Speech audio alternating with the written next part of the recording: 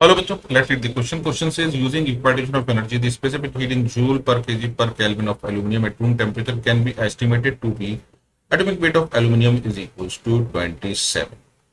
अब जैसा कि हम जानते हैं एल्यूमिनियम एक सॉलिड है और रूम टेम्परेचर सॉलिड के पास ना तो ट्रांसलेशनल एनर्जी होगी यानी ट्रांसलेशनल एनर्जी जीरो हो जाएगी यानी इसकी degree of freedom related to translational energy zero और रोटेशनल के लिए भी जीरो होगी यानी degree of freedom related to rotational motion is also zero. लेकिन चूंकि ये जीरो केल्विन से ऊपर है तो इसका मतलब इसके अंदर वाइब्रेशन होगा। अब अगर वाइब्रेशन होता है तो वाइब्रेशनल एनर्जी हमारे पास दो एनर्जी से एसोसिएटेड है, एक है काइनेटिक एनर्जी और दूसरी है पोटेंशियल एनर्जी। अब इसका मतलब एक एक्सिस के अलोंग अगर ये मूवमेंट होगा तो उससे एसोसिएटेड होंगी दो डिग्रीज ऑफ फ्रीडम, दो डिग्रीज ऑफ फ्रीडम। अब हमारे पास ये X axis Y axis Z axis है तो एक्स एक्सिस से related 2 degrees of freedom, Y axis से रिलेटेड 2 डिग्रीज ऑफ फ्रीडम और जेड एक्सिस से रिलेटेड भी 2 डिग्रीज ऑफ फ्रीडम हो गई।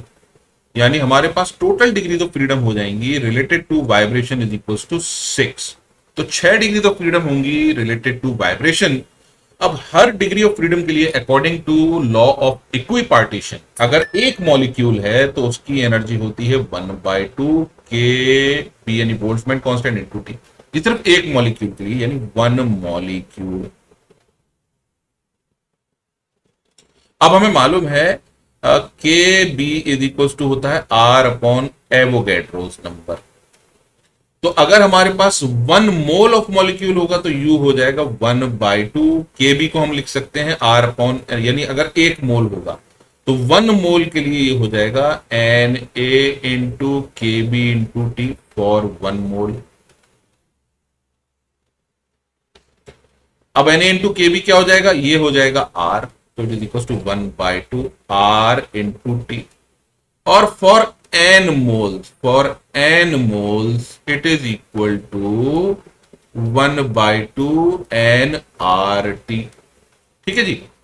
इसका मतलब अगर हम स्पेसिफिक हीट कैलकुलेट करेंगे तो स्पेसिफिक हीट आ जाएगी C is equal to 1/n du by D T which is equal to यानी इसकी टोटल डिग्री ऑफ फ्रीडम हमारे पास है 6, तो ये हो जाएगा 1/n इंटू 6/2 3 nr t।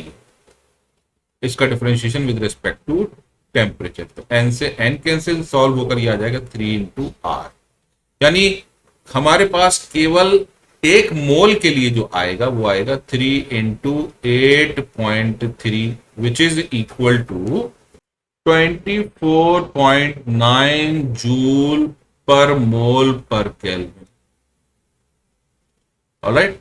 और अगर हम इसको पर केजी कैलकुलेट करना चाहें तो चूंकि हमारा एटॉमिक वेट है 27 तो 1 मोल इज इक्वल टू होगा 27 ग्राम यानी it is equal to 27 into 10⁻³ तो पर केजी के लिए निकालना चाहेंगे तो सी हमारे पास कैलकुलेट होकर आएगा 24.9 डिवाइड बाय, चूंकि मोल डिनोमिनेटर में है मोल को केजी में कन्वर्ट करेंगे तो ये हो जाएगा 27 इंटू 10⁻³ ये हो जाएगा joule per kg per kelvin which is equal to solve होने पर आएगा 922 which is approximately 925 joule per kg per kelvin sorry, so यहां माइनस साइन नहीं लगाएंगे डिनोमिनेटर में ऑलरेडी पर केल्विन।